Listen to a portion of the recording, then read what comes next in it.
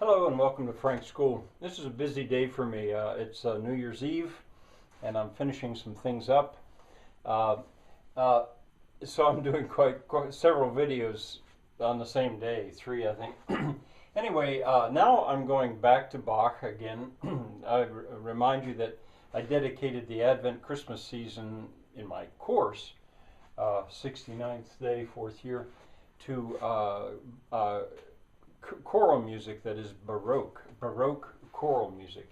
And actually it comes down to Handel, Bach, Handel, and then back to Bach.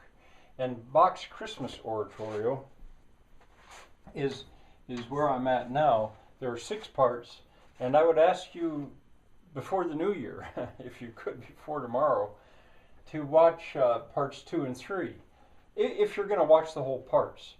But and they're wonderful, but there's more than just choral music there. As a matter of fact, I could say that I sort of OD'd a little bit, I think, on Baroque Christmas, Advent and Christmas choral music just around Christmas, because, you know, when I went back to Bach, all of a sudden I realized, whoa, there's just so much here.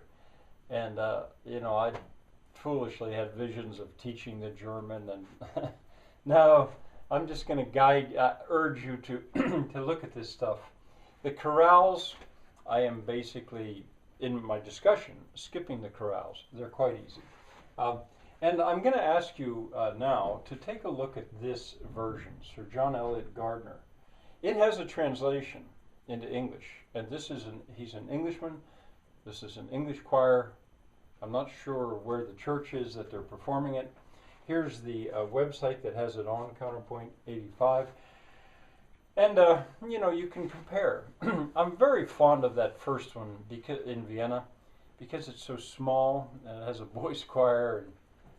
And, but I like this one also a lot. So it's also very appropriate. Now, the 2 choruses that I would ask you to hear are faltered. This one, it's in part 2, and it's hard. It's one that I thought maybe had stumped my little choir.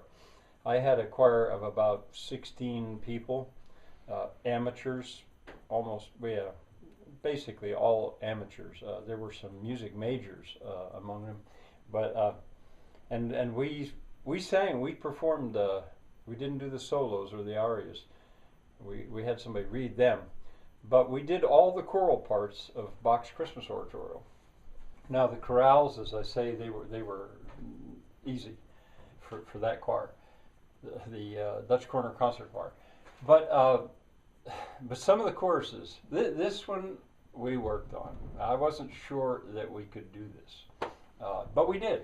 It's hard, but it's delightful. And of course that Monteverdi singers, or whatever they're called, they do it so easily, you know, no problem for them.